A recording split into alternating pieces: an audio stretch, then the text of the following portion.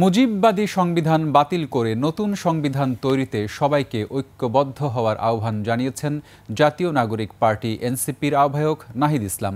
রাঙ্গামাটিতে পদযাত্রা শেষে পথসভায় পাহাড় ও সমতলে সমান অধিকার নিশ্চিতে সবাইকে চুক্তিতে উপনীত হওয়ারও আহ্বান জানান তিনি।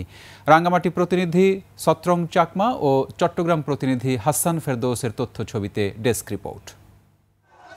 টাইলক্স টয়লেট ক্লিনার, যার অ্যান্টিব্যাকটেরিয়াল এজেন্ট টয়লেটের কোনায় কোনায় পৌঁছে ৯৯% জীবাণু ধ্বংস করে। দেশ গড়তে জুলাই পদযাত্রার অংশ হিসেবে দুপুরে রাঙ্গামাটিতে যান জাতীয় নাগরিক পার্টি এনসিপির নেতাকর্মীরা। সেখানে তাদের স্বাগত জানান আগে থেকেই অপেক্ষায় থাকা নেতাকর্মীরা।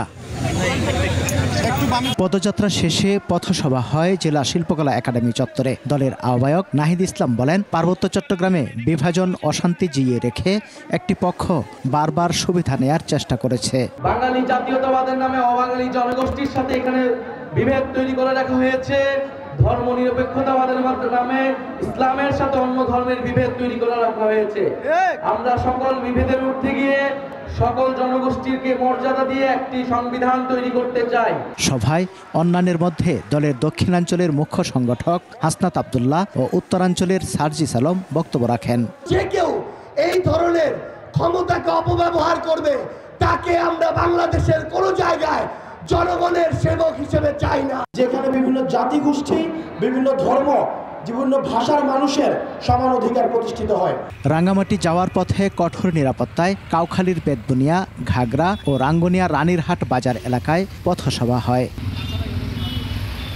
এর আগে সকালে চট্টগ্রাম নগরের নিউ মার্কেট এলাকায় সাংবাদিকদের সঙ্গে কথা বলেন এনসিপির আহ্বায়ক নাহিদ ইসলাম। জানান, গণ অভ্যুত্থানে নিহত ও আহতদের জন্য দলের পক্ষ থেকে সেল গঠন করা হচ্ছে।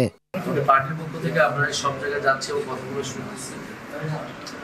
আর আমরা একটা আমাদের নিজেদের পার্টির তরফ থেকে একটা গণ অভ্যুত্থান সেল শহীদদের সেটার আন্ডারে আমরা আমাদের জায়গা থেকে সর্বোচ্চ চেষ্টা করতেছি। পরে শহীদ শান্তর মা সহ অন্য শহীদ পরিবারের সদস্যদের সাথে কুশল বিনিময় করেন এনসিপির নেতারা। সমার ইসলাম, ডেস্ক রিপোর্ট, ২১ টেলিভিশন।